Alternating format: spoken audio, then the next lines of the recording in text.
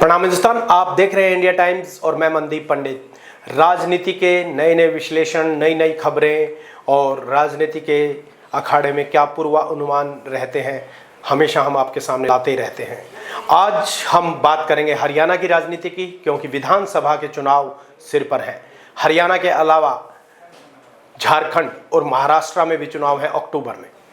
तीनों स्टेट के चुनाव इकट्ठे हैं और ये एक लिटमस टेस्ट होगा नरेंद्र मोदी की एनडीए की गवर्नमेंट के लिए भी, कि लोकसभा के चुनाव के बाद उनका ग्राफ बढ़ा है, बढ़ेगा या घटेगा।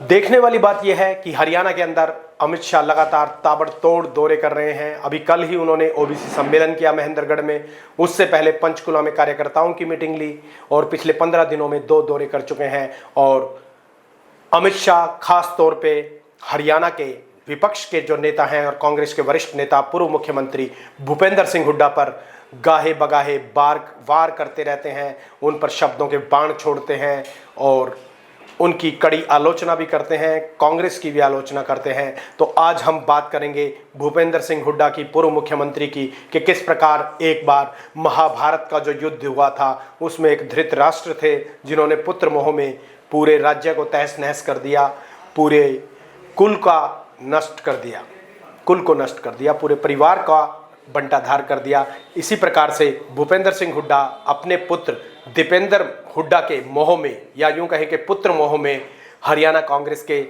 कद्दावर नेताओं की बलि ले चुके हैं।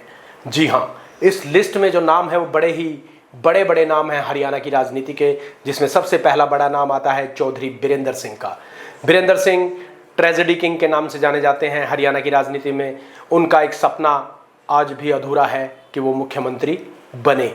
1991 के चुनाव में नरवाना में रैली हो रही थी और पूर्व प्रधानमंत्री राजीव गांधी वहाँ पर रैली में मुख्य अतिथि थे और उन्होंने घोषणा की थी कि इस बार हमारी सरकार बनती है तो बीरेंद्र सिंह ही हरियाणा के मुख्यमंत्री होंगे। लेकिन कुदरत को, भगवान को कुछ और ही मंजूर था कि उस चुनाव से पहले ही राजीव गांधी की निर्मम हत्या कर दी गई पेरंदम्बूर में, तमिलनाडु के पेरंदम्बूर में, और लिट्टे के आतंकवादियों ने मानव बम बनकर एक प्रकार से विस्फोट किया और उनकी निर्मम हत्या कर दी और बीरेंद्र सिंह का वो सपना फिर अधूरा रह गया।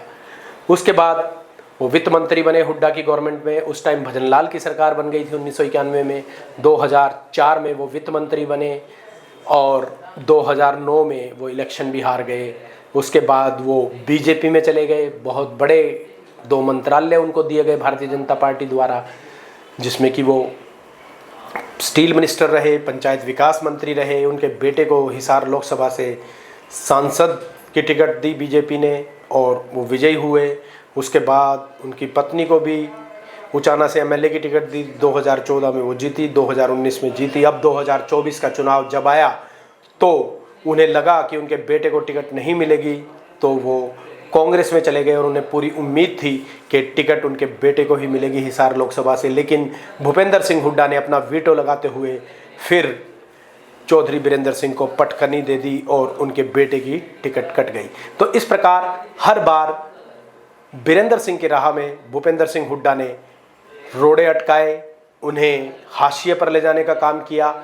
जबकि चौधरी बीरेंद्र सिंह का हरियाणा की राजनीति में एक बहुत ही बड़ा रुतबा है। वो सर छोटू राम के नाती हैं। सर छोटू राम के बारे में आप सभी जानते हैं, उनको किसानों का मसीहा कहा जाता है। अब हम बात करते हैं दूसरे बड़े नेता राव इंद्रजीत की। राव इंद्रजीत अपने आप में बहुत बड़े नेता हैं और उनके पिता पूर्व मुख्यमंत्री हैं। राव बीरेंद्र सिंह के वो बेटे हैं। हरियाणा विशाल पार्टी बनाई थी राव बीरेंद्र सिंह ने और मुख्यमंत्री भी बने थे। तो हम बात करते हैं राव इंद्रजीत की। राव इंद्रजीत का दक्षिणी हरियाणा में बहुत बड़ा दबदबा है और 6 बार सांसद बन चुके हैं और 4 स्कीम से लगातार राज्य मंत्री हैं। पहले 2004 से 2014 तक कांग्रेस की सरकार में और फिर 2014, 2019 और अब 2024 3 बार केंद्रीय राज्य मंत्री भाजपा की सरकार में है। और राव इंद्रजीत भी भूपेंद्र सिंह हुड्डा से त्रस्त होकर कांग्रेस छोड़ गए थे और लेकिन अब भारतीय जनता पार्टी भी उनको उतना सम्मान नहीं दे पाई है जिसके वो हकदार हैं। हालांकि वो लगातार केंद्रीय मंत्री बन रहे हैं और लेकिन वो चाहते थे और उनका कद भी है कि उनको कैबिनेट मंत्री बनाया जाता, लेकिन उनसे कम अनुभवी मनोहर लाल खट्टर को तवज्जो देते हुए कैबिनेट मंत्री बना दिया नरेंद्र मोदी ने। ये तो देखो प्रधानमंत्री का विशेषाधिकार होता है कि वो किसको राज्य मंत्री बनाते हैं, किसको मंत्री बनाते हैं, किसको कैबिनेट मिनिस्टर बनाते हैं। तो ये बहुत ही बड़ी बात है। उसके बाद नाम आता है किरण चौधरी का। चौधरी बंसीलाल की पुत्रवधू, वो भी बहुत त्रस्त हुई, उनकी पुत्री भी त्रस्त हुई और उनको भी आखिरकार कांग्रेस को अलविदा कहना पड़ा। इसी लिस्ट में एक और नाम है कैप्टन अजय यादव का, जिनको इस बार गुड़गांव से टिकट नहीं मिली क्योंकि भूपेंद्र सिंह हुड्डा उन्हें नहीं चाहते थे। तो ये आप देख सकते हैं कि किस प्रकार एक एक करके अलग अलग नेताओं को भूपेंद्र सिंह हुड्डा ने त्रस्त किया और मजबूरन वो पार्टी छोड़कर चले गए, क्योंकि आचार्य चाणक्य ने कहा है कि जहां आपके मान सम्मान और आत्मसम्मान को ठेस पहुंचे उस स्थान का परित्याग कर देना चाहिए। तो इस प्रकार बहुत सारे नेता ये पार्टी कांग्रेस पार्टी छोड़कर जाते रहे। उसका एक और अगला नमूना है कुलदीप बिश्नोई, जो कि पूर्व मुख्यमंत्री भजनलाल के बेटे हैं। वो भी भूपेंद्र सिंह हुड्डा से त्रस्त हैं। उसके अलावा कुमारी शैलजा जब प्रदेशाध्यक्ष थी, उनको संगठन नहीं बनाने दिया गया और बड़ौदा के उपचुनाव में भूपेंद्र सिंह हुड्डा के समर्थकों ने उन्हें धक्का देकर स्टेज से भी नीचे उतार दिया था। तो इस प्रकार की घटनाएं भूपेंद्र सिंह हुड्डा द्वारा बार बार हुई है। जब कोई भी उनका विरोध करता है हरियाणा कांग्रेस में, तो उस नेता को वो खुड्डे लाइन लगा देते हैं और इतना मजबूर कर देते हैं कि वो पार्टी छोड़कर चले जाते हैं। अभी हाल ही के लोकसभा के चुनाव में कुलदीप शर्मा, उनके खास मित्र करनाल से पूर्व सांसद चिरंजीव लाल के बेटे, पूर्व विधानसभा अध्यक्ष को भी टिकट नहीं दी गई करनाल से, ना ही उनके पुत्र चाणक्य पंडित को टिकट दी गई और वो भी त्रस्त हुए। इस लिस्ट में बहुत सारे नाम और भी हैं। करण सिंह दलाल, जो कि उनके समधी भी हैं, वो भी फरीदाबाद से लोकसभा की टिकट मांग रहे थे, लेकिन उनको भी निराश ही होना पड़ा। इस तरह ये तो हमने बड़े नेताओं के नाम बताए हैं। भूपेंद्र सिंह हुड्डा ने बहुत सारे ऐसे नेताओं को खुड्डे लाइन लगा दिया जो उनकी राह में आए या उन्हें लगा कि ये मेरे लिए या मेरे पुत्र के लिए खतरा बन सकते हैं। तुरंत उसका ऑपरेशन कर दिया, इलाज कर दिया और उसे पार्टी से बाहर करने का रास्ता दिखा दिया। तो इस प्रकार यदि कोई व्यक्ति, नेता या कोई संगठन का मुखिया इस प्रकार की क्रियाकलाप करता है तो उस संगठन का विनाश होना निश्चित ही होता है। लेकिन भूपेंद्र सिंह हुड्डा कद्दावर नेता है। यदि वो एक अच्छी राजनीति करना चाहते हैं तो उन्हें सभी नेताओं को साथ लेकर चलना चाहिए। रणदीप सुरजेवाला को भी उन्होंने इसी तरीके से हासिल किया जब वो कैथल से विधायक थे और उनको जींद से उपचुनाव लड़वाकर हरवाने का काम किया और तब एक कांटा निकालने की प्रथा का जन्म हुआ और सब लोग ये बोलने लगे कि भूपेंद्र सिंह हुड्डा ने रणदीप सिंह रूपी कांटे को निकाल दिया है। तो इस प्रकार की घटनाएं बहुत हुई है। राजनीतिक घटनाक्रम हरियाणा प्रदेश कांग्रेस में बहुत हुए हैं।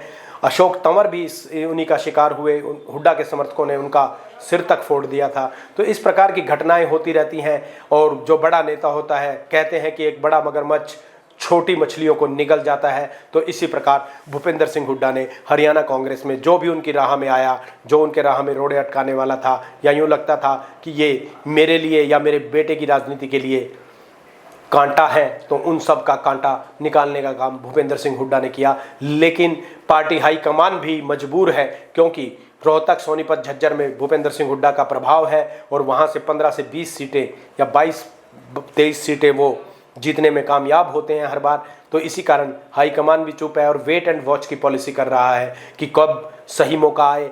हो सकता है कि अगर कांग्रेस को अगर हरियाणा विधानसभा के आने वाले चुनाव में बहुमत मिल जाता है और 45 से ऊपर सीटें आ जाती हैं, तो आपको वही हाल होगा भूपेंद्र सिंह हुड्डा का जो 2004 में चौधरी भजनलाल का हुआ था। और चौधरी भजनलाल को तवज्जो न देते हुए भूपेंद्र सिंह हुड्डा को मुख्यमंत्री बना दिया गया था। और इसी प्रकार अगर 45 से ऊपर सीटें आती हैं कांग्रेस की हरियाणा विधानसभा के चुनाव के बाद, तो कुमारी शैलजा या रणदीप सुरजेवाला या कोई और अन्य व्यक्ति भी मुख्यमंत्री बन सकता है। और भूपेंद्र सिंह हुड्डा खुद चाहते हैं कि आने वाले विधानसभा चुनाव में कांग्रेस को 35 से 38 ही सीटें मिले, ताकि वो निर्दलियों को लाकर या अन्य छोटे दलों के एमएलएज को लाकर वो खुद मुख्यमंत्री बने या अपने बेटे को मुख्यमंत्री बना दे। तो आप देख सकते हैं किस प्रकार भूपेंद्र सिंह हुड्डा ने एक एक करके बड़े बड़े और छोटे छोटे नेताओं को हाशिए पर ला दिया, उन्हें पार्टी छोड़ने के लिए मजबूर कर दिया। तो आज के लिए इतना ही। ताज़ा अपडेट्स के लिए, ताज़ा राजनीतिक विश्लेषण के लिए देखते रहें इंडिया टाइम्स। धन्यवाद।